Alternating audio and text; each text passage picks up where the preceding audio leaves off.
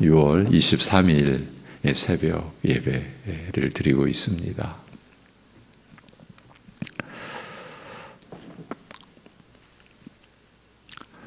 하늘의 운행과 땅의 모든 질서를 친히 주관하시는 우리 아버지 하나님, 연약하기 짝이 없는 우리 인생도 하나님의 섭리 가운데 있음을 알게 하여 주신 하나님의 은혜와 하나님의 지혜를 따라 오늘도 우리에게 주어진 하나님의 생명으로 살아갈 때에 우리의 것으로 살아가는 것이 아니라 모든 하나님께서 베푸신 하나님의 것으로 살아가는 그러한 모습으로 우리 온 성도 심령들이 오늘을 살아갈 때에, 그래서 우리의 바라보는 것이 이 땅의 것이 아니라 위의 것이요 하나님을 바라보며 살게 하여 주옵시고, 그러기에 무슨 말을 하든 하나님의 말씀을 하듯 무슨 일을 하든 하나님의 능력으로 하는 것과 같이 할 수 있는 그러한 믿음의 증거를 보이고 나타내며 살아가는 오늘이 되게 하여 주옵소서. 예수님의 이름으로 기도하옵나이다. 아멘. 고린도전서를 계속 보고 있습니다. 1장 26절에서 31절입니다.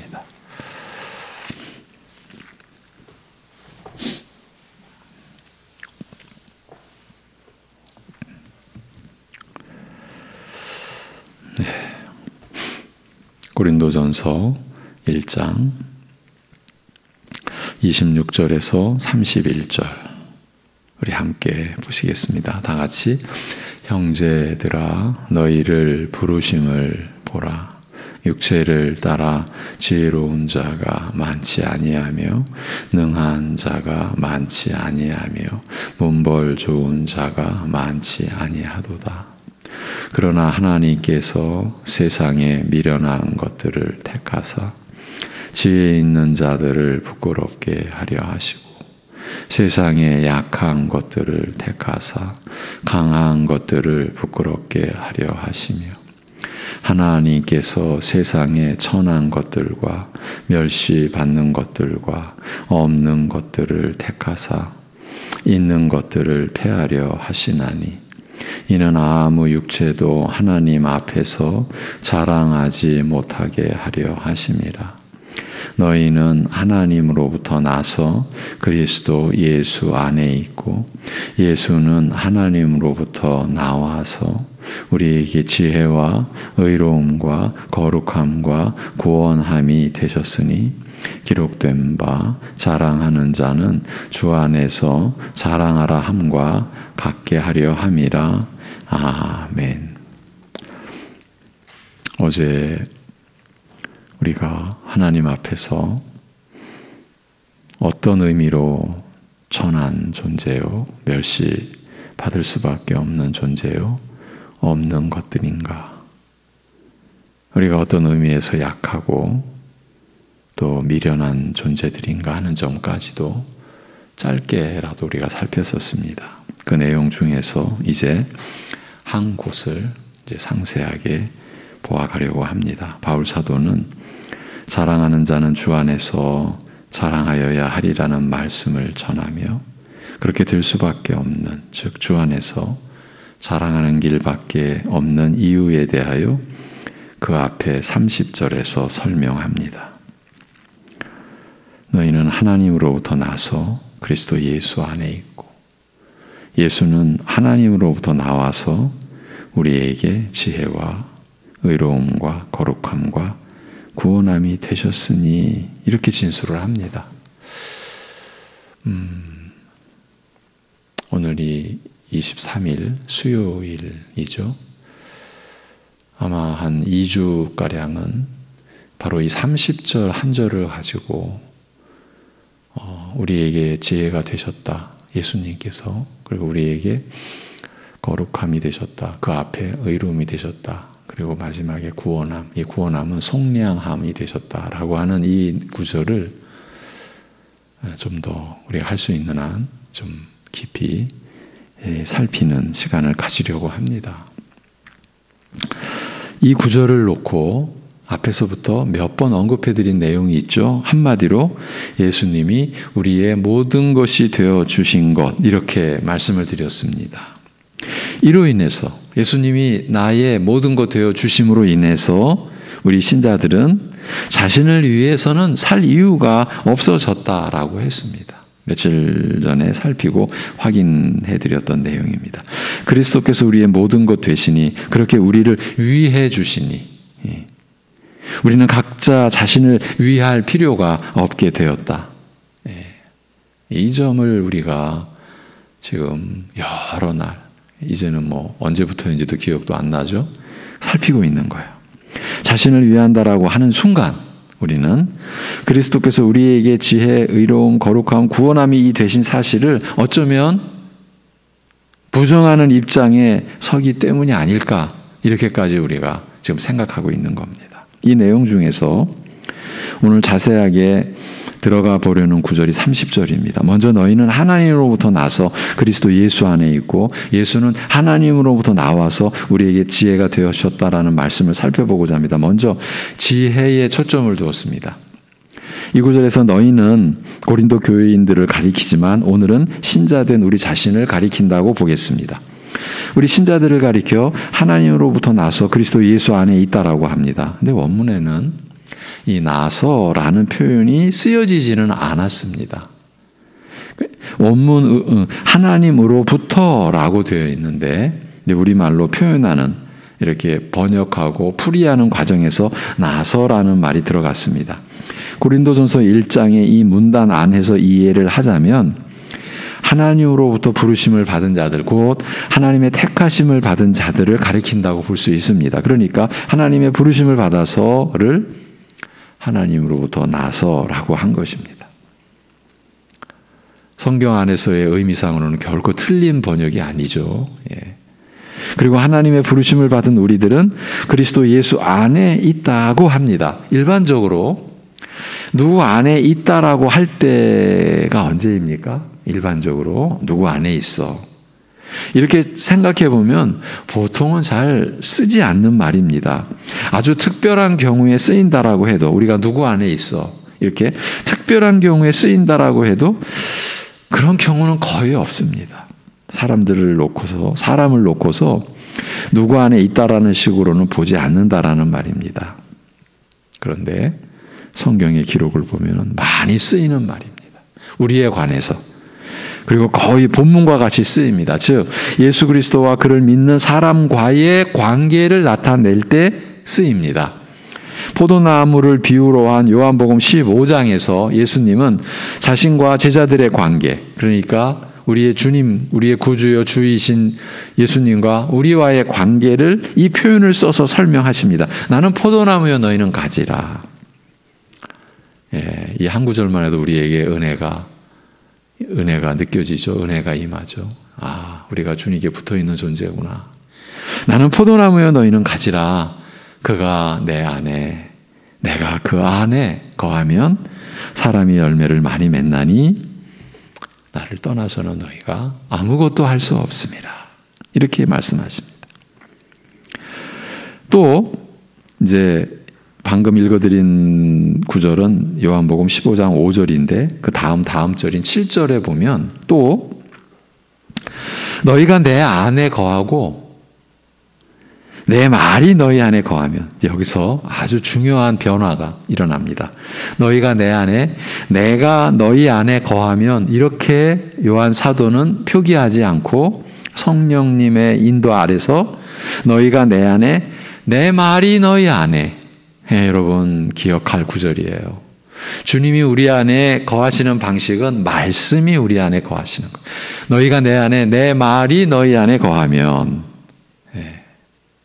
무엇이든지 원하는 대로 구하라. 그리하면 이루리라고 하셨습니다. 우리가 참 이런 구절은 좋아하죠. 무엇이든지 원하는 대로 구하라. 그리하면 이루리라.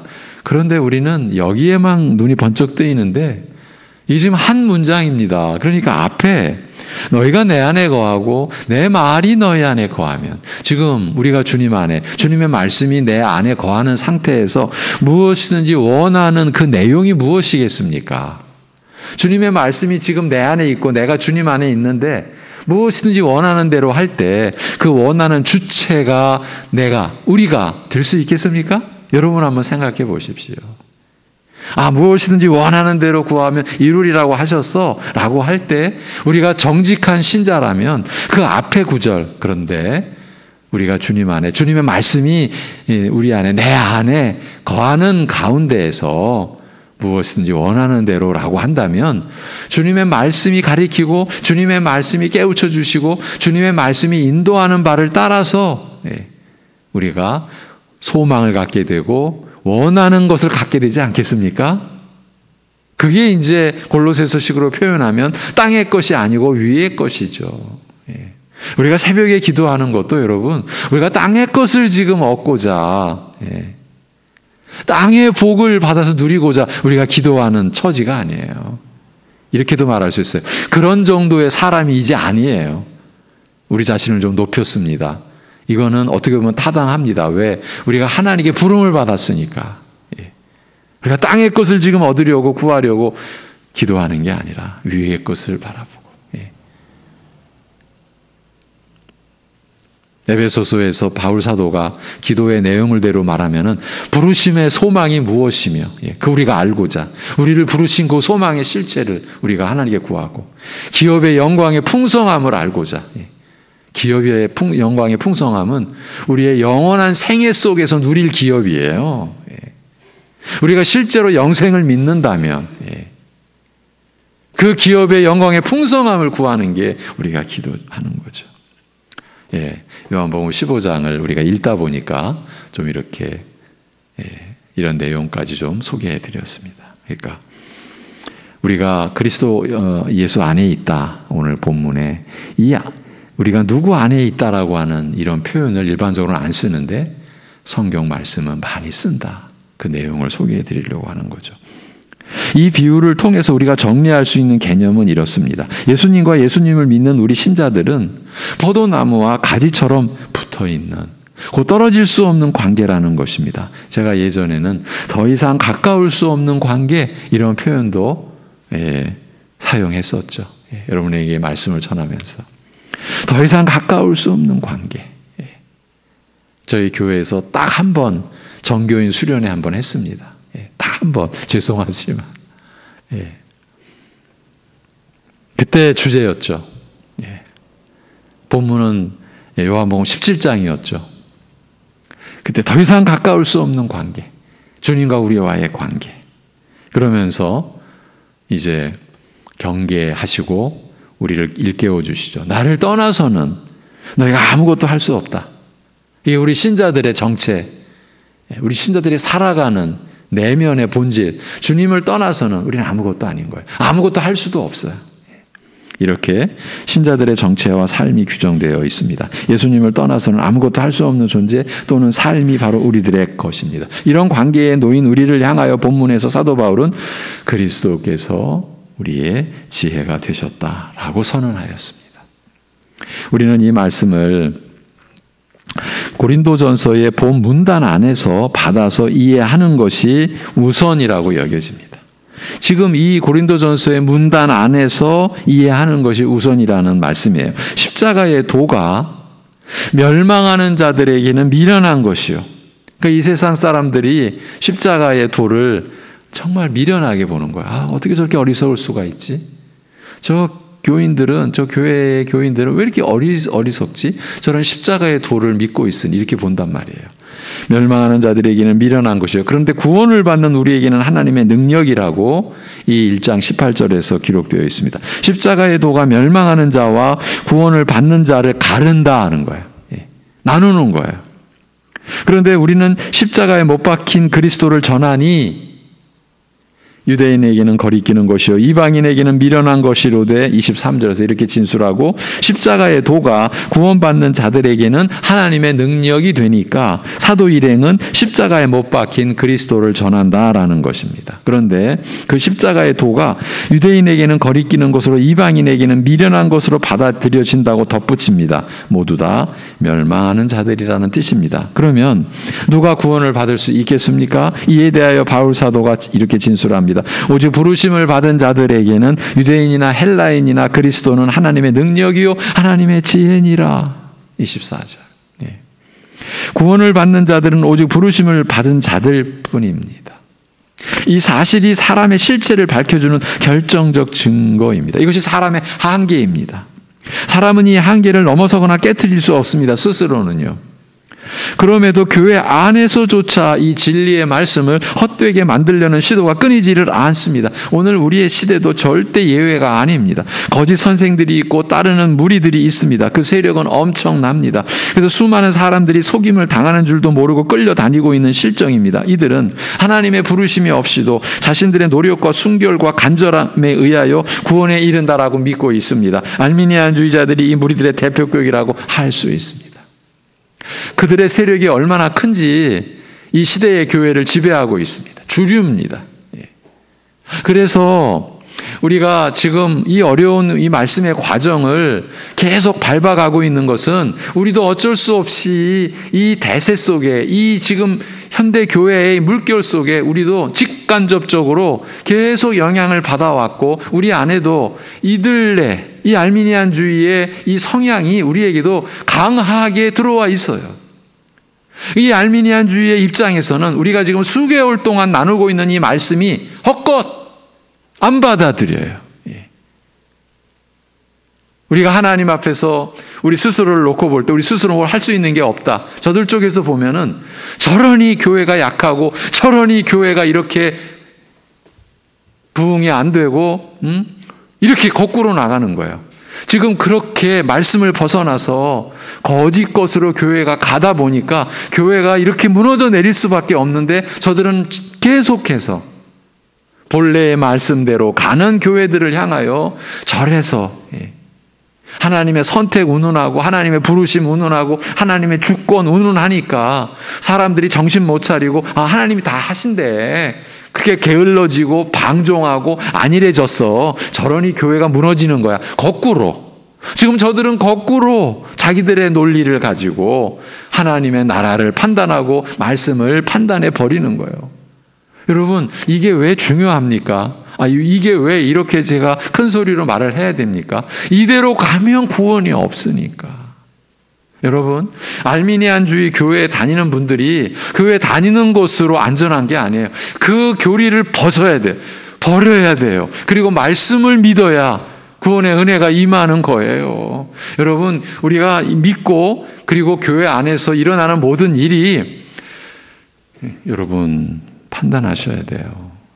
저렇게 믿고 저렇게 행사하는 것이 말씀 안에서의 것이냐, 말씀과 상관없는 것이냐, 이거를 판단하셔야 된다고요. 여러분, 여러분의 자녀들이 세상에서 나가 사는 거 그냥 아무렇게나 살아라라고 하십니까? 그럴 리가 없지요.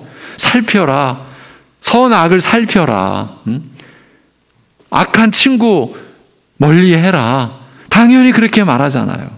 그런데 우리는 교회 안에서 말씀과 상관없이, 그 얘기는 뭡니까? 아주 갓난 어린아이들도 부모를 통해서, 선생님을 통해서 길 건널 때 신호등을 보고 건너라.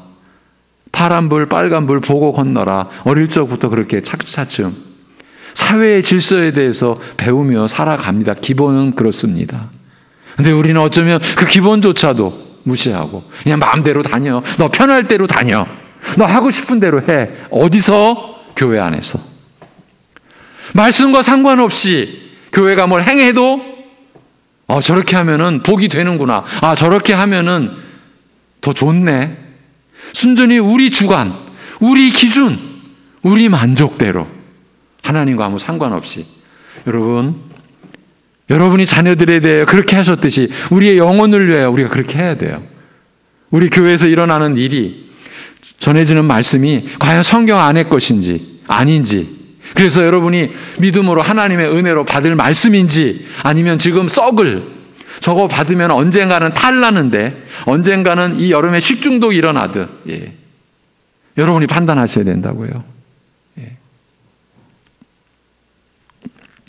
다시 이어가서, 그러니까 오직 부르심을 받은 자들에게 그리스도께서 하나님의 능력이요 하나님의 지혜이시라는 말씀은 우리가 멸망받지 않고 구원을 받게 하시는 하나님의 능력과 지혜가 곧 그리스도이시라는 뜻이죠.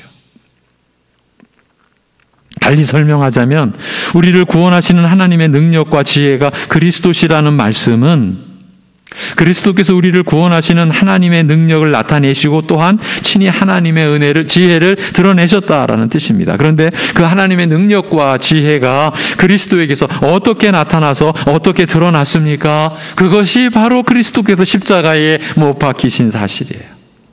그리스도께서 십자가에 못 박히심으로 우리를 구원하시는 하나님의 능력을 나타내시고 하나님의 지혜를 이루신 것이에요.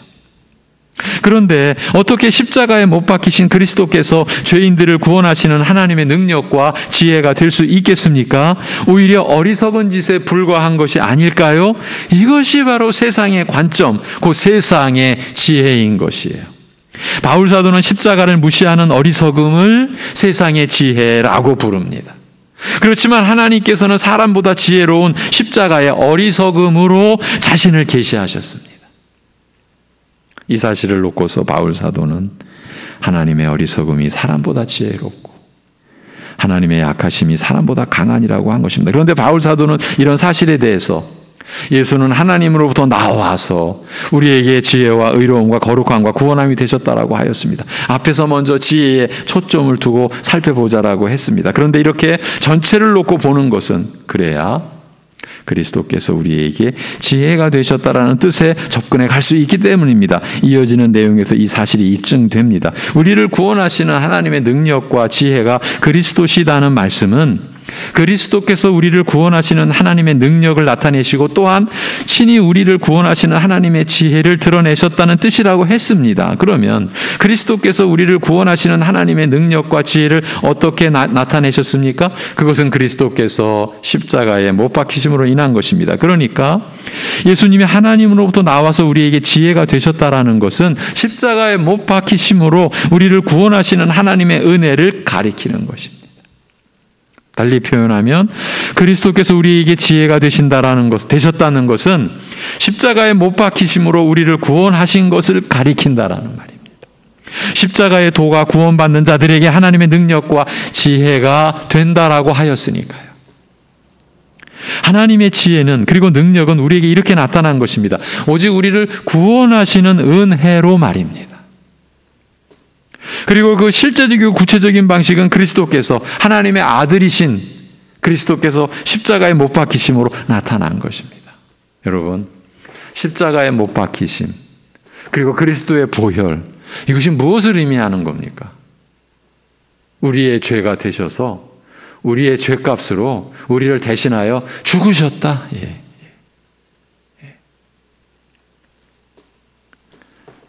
십자가에 못 박히셨다. 피를 쏟으셨다. 이것은 죽으셨다. 어떤 좀 사이비 이단 쪽으로 가는 어떤 무리들은요, 보혈. 바로 우리 동네에 피복음 교회가 있었어요. 우리 교육자 한 분이 그 교회 한번 들어가 봤어요. 예배당. 딱 들어가는데 뭔가 좀 다르더래요. 이런 예배당이 아니라 다 칸막이가 돼 있고, 근데 없어졌어요. 어느 날 최근에서야 발견했어요. 소사동으로 옮겨갔어요. 피복음 선교회. 그리고 교회 간판도 그냥 피가 떨어지듯이 이렇게 페인트 칠을 해놨어요. 저 부산에서 있는 어느 목사님이, 몰라요, 서로가. 그분도 어떻게 우리 교회 전화번호 알고, 저는 모르는 분이 전화가 온 거예요. 혹시 부천에 그 피복음 교회 있냐고. 바로 우리 동네에 있다고. 이럴 때 이 피라고 할 때 이 피에 무슨 이상한 신비한 능력, 이 피에 여러분 조심하셔야 돼요. 그런 것들이 다 우리의 신앙을 무너뜨리는 거예요. 갉아먹는 거예요. 신비함으로, 뭐 어떤 신령한 무엇으로. 하나님의 말씀은 그렇게 나가는 경우가 없어요. 오직 우리를 위해 죽으셨다라는 그 의미예요. 우리의 죄값을 담당하셨다. 그것도 완벽하게. 이제 다른 본문에서 우리가 설명되어질 내용이고, 그래서 십자가에 못 박히신 그리스도께서 구원받은 우리에게 하나님의 능력이요 지혜가 되시는 것입니다. 이것을 바울 사도는 예수님이 우리에게 지혜가 되셨다, 이렇게 진술한 것이에요. 예수 그리스도께서 우리를 구원하신 하나님의 지혜요 능력이신 것이에요. 이런 내용 속에서 드러나는 사실이 있습니다. 죄인인 우리를 구원하는 데 효력이 있는 것이야말로 지혜요 능력이라는 것입니다. 그렇지 않으면, 즉 구원하는 데 아무 효력이 없는 것은 지혜일 수도 능력일 수도 없다라는 뜻입니다. 그런데 죄인인 우리를 구원하는 지혜와 능력은 하나님에게서만이 나타나서 우리에게 임하는 것이고, 하나님에게서만이 나타나는 거예요. 이 세상 어디도 없어요. 어느 유력한 능력 있는 사람 안에서 나타나는 게 아니에요. 오직 하나님에게서만이 나타나서 우리에게 임하는 것이고, 그 구체적인 방식이고 예수 그리스도께서 십자가에 못 박히시는 것이에요. 그러므로 십자가의 도가 아닌 것은 우리를 구원하는 하나님의 지혜와 능력이 될 수 없는 거예요. 달리 말하면 십자가에 못 박힌 그리스도를 제외하고서 예수님이 우리에게 지혜가 되셨다라고 하는 것은 성립이 안 되는 말이에요. 왜냐하면 십자가에 못 박힌 그리스도가 없이는 구원의 은혜가 임하지 않기 때문이에요. 그렇게 되면, 구원의 은혜가 임하지 않게 되면 예수님이 우리에게 지혜가 되실 수가 없는 것이에요. 이렇게 나누고 살핀 지금까지의 내용은 예수님이 우리에게 지혜가 되셨다는 말씀의 뜻을 찾아보기 위한 과정이었어요. 이제 정리를 해봅니다. 예수는 하나님으로부터 나와서 우리에게 지혜와 의로움과 거룩함과 구원함이 되셨느니라고 한 이 구절은 예수는 우리에게 지혜가 되셨다라는 구문으로 시작이 됩니다. 독립이 되어 있어요. 예수님이 우리에게 지혜가 되셨다. 그리고 의로움과 거룩함과 구원함이 되셨다고 덧붙여진 구조입니다. 한 문장 안에서. 그러니까 지혜가 되셨다는 것을 의로움과 거룩함과 구원함이 되셨다는 내용으로 설명한 구문이라고 볼 수 있는 것입니다. 이렇게 본다면 예수님이 우리에게 의로움과 거룩함과 구원함이 되신 것이 바로 우리에게 지혜가 되셨다는 뜻이라고 할 수 있는 것이에요. 그러니까 우리에게 예수 그리스도께서 지혜가 되셨다라고 해서 어떤 일이나 아무 일이나 우리에게 지혜가 되신다는 뜻이 아니라 오직 우리에게 의로움과 거룩함과 구원함이 되시는 그 일에서, 그 차원에서 우리에게 지혜가 되셨다라는 뜻이라고 볼 수 있다라는 것입니다. 오늘 서두에서 바울 사도는 자랑하는 자는 주 안에서 자랑하여야 하리라는 말씀을 전하며 그렇게 될 수밖에 없는, 즉 주 안에서 자랑할 수밖에 없는 그 길밖에는 없는 이유에 대하여 그 앞에 30절에서 설명한다라고 했습니다. 그래서 이 30절을 구체적으로 나눠보자라고 했고, 오늘 예수님이 우리에게 지혜가 되셨다라는 구절의 뜻을 많이 부족하지만 좀 중점적으로 살핀 것입니다. 우리가 왜 이런 작업을 하고 있습니까? 주 안에도 자랑하라는 것은 자신을 위하여 자랑할 것이 없다라는 뜻입니다. 그리고 이 앞서 우리는 자신을 위하여 살지 않는, 아니 자신을 위하여 살 필요가 없는 존재가 되었다라고 하면서 어떻게 자신을 위하여 살지 않을 수 있는가 하면 예수 그리스도께서 우리를 위하여 모든 것을 이루셨고 그 이루신 것을 우리의 것이 되게 하셨기 때문이라고 했습니다. 우리를 위해서 다 이루시고 그 이루신 것을 우리의 것이 되게 하셨기 때문인 거예요. 바로 이 점을 더 세부적으로 살피며 확인해 가고 있는 겁니다. 여러분 확인해야 하지 않습니까? 예수님이 우리의 모든 걸 위하여 이루시고 우리의 것 되게 하여 주셨다라고 한 내용이 있으니까, 여러분 이런 내용을 보면 예수님이 어린 나이를 세우고 이 어린 나이와 같지 아니하면 결단코 하나님 나라에 들어올 수 없다라고 말씀하신 의미가 자꾸 부각되어 오죠. 그때 어린 아이는 갓난아기예요. 갓난아기에 있어서는 부모가 다 해줘요. 바로 그 관계예요. 그 어린아이는 자신을 위하여 뭘 할 게 없어요. 왜? 부모가 다 해주니까. 그런 관계예요. 이제 그래서 예수 그리스도께서 우리에게 지혜가 되신 그 내용, 곧 우리의 의로움과 한마디로 줄이면 우리에게 의가 되셨어요. 그리고 거룩이 되셨어요. 그리고 성량함이 되셨다라고 하는 이것을 우리가 확인해 가야 돼요. 그 내용을 봐가야 돼요. 그 내용이 오늘 우리가 받은 은혜의 내용이에요. 우리가 그런 은혜를 입고 살아가고 있는 거예요. 우리가 신자들이 교회를 평생 다니면서 하나님께 받은 은혜가 뭐냐고 누군가 물을 때에 최근에 다른 교회 그 성도님의 이야기를 들었습니다.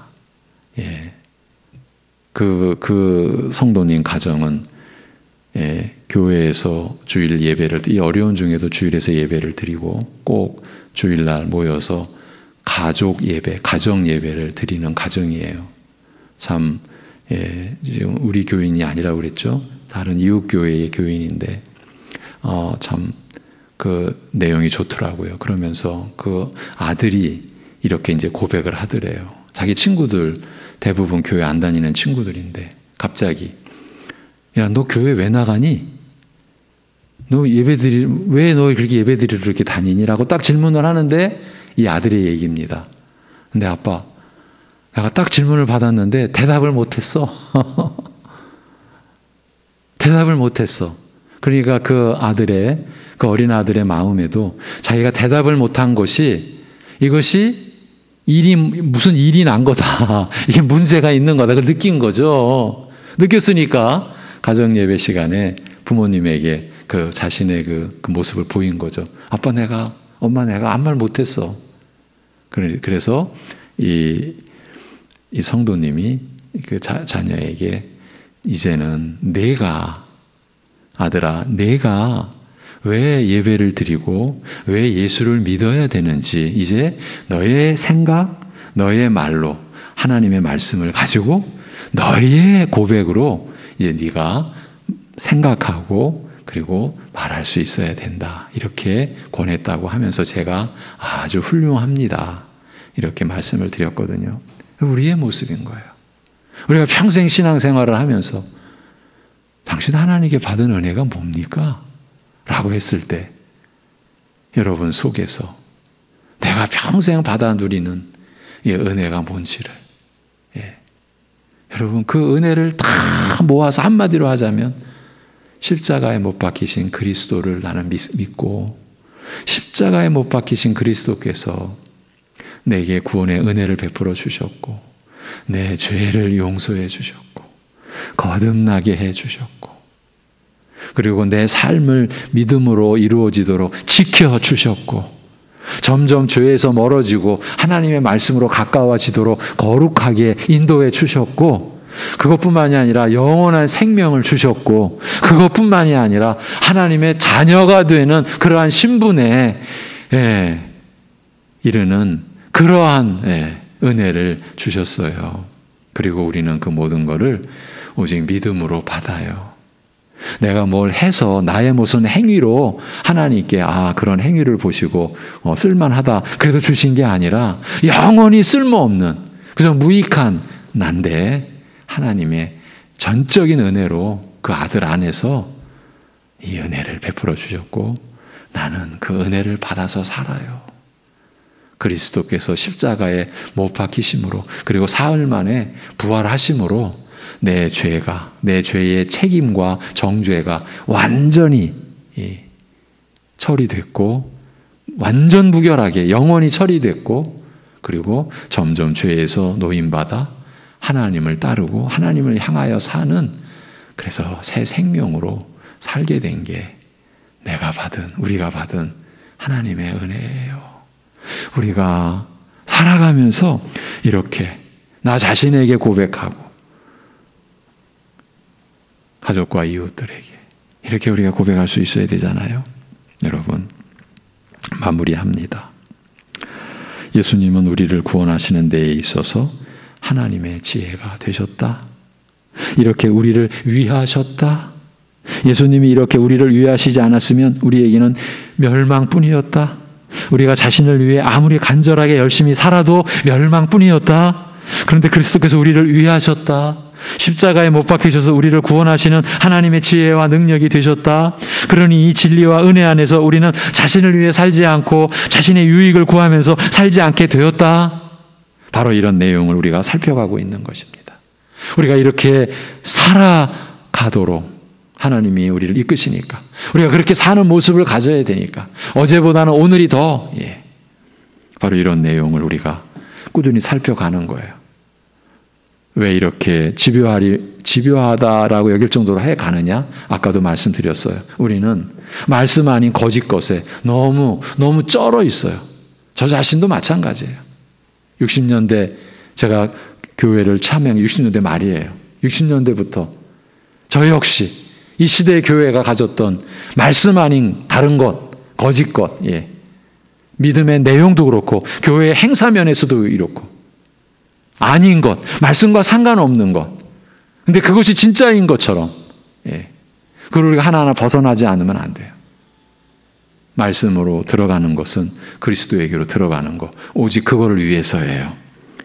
기도하겠습니다. 하나님 아버지, 우리를 말씀으로 세워주시는 그 은혜를 우리로 하여금 바로 깨달을 수 있는 그러한 은혜를 우리에게 허락하여 주옵소서. 말씀만이 표적이요, 말씀만이 축복이라는 것을 우리가 분명히 확신할 수 있는 자리에 이르를 수 있게 하여 주옵소서.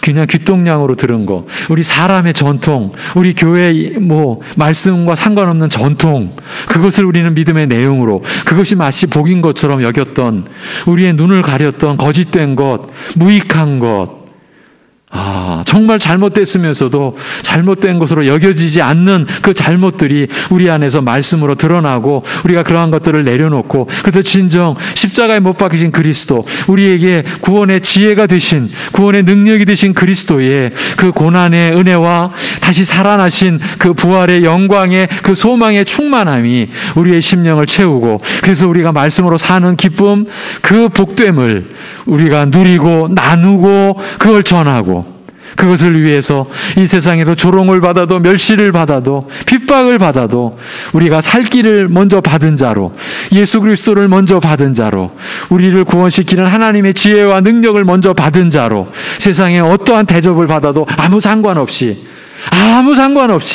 우리가 가진 살 길, 우리 주 예수 그리스도를 우리가 이 세상에 나타내는 성령님께서 임하여, 그래서 그리스도의 증인이 된, 고난받은 그리스도의 증인이 된, 십자가에 못 박힌 우리 주 예수 그리스도의 증인이 된 삶이 우리 모두의 삶, 우리 자녀들의 삶이 되게, 그것이 이 땅에 교회를 두시고 세워가시는 하나님의 영원한 작정 속에 뜻이라고 하는 것이 우리의 삶의 목표가 되고 우리가 사는 이유가 되는 그러한 고백이 우리 안에 일어나도록 인도하여 주옵소서. 그리하여서 참으로 복음의 신앙에 우리가 협력하는 교회, 가정이든 구역이든 기관이든 어디서든 이 복음의 신앙에 협력하는 교회로 하나님께 기쁨을 드리고 하나님께 영광을 드리는 그러한 교회로 세워져 가게 인도하여 주시옵소서.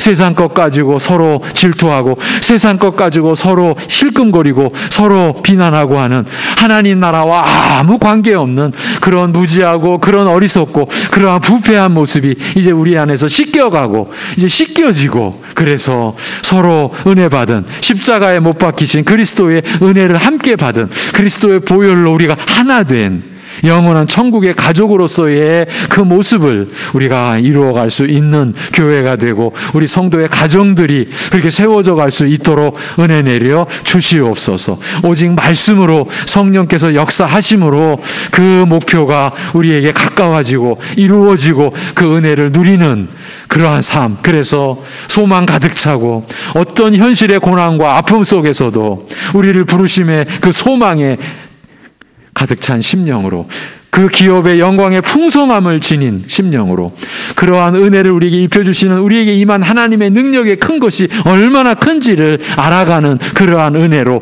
우리가 함께 한 몸을 이루어 머리 되신 그리스도의 한 몸 된 교회를 이루어 가도록 인도하여 주시옵소서. 하나님 아버지, 이번 주에 교회 일꾼을 세우는 그러한 자리도 마련합니다. 일꾼을 세우는 것이니 인간의 헛된 영광과 거짓된 것에 그 거룩한 그 시간이 함몰되지 않도록 오직 하나님 나라의 일꾼, 우리는 다 무익한데 하나님께서 쓰임받는 그 감사와 그 기쁨이 드러나는 그런 자리가 되도록 인도하여 주시옵소서. 모든 것을 주님께 의탁하오며 우리 주 예수 그리스도의 이름으로 기도하옵나이다. 아멘.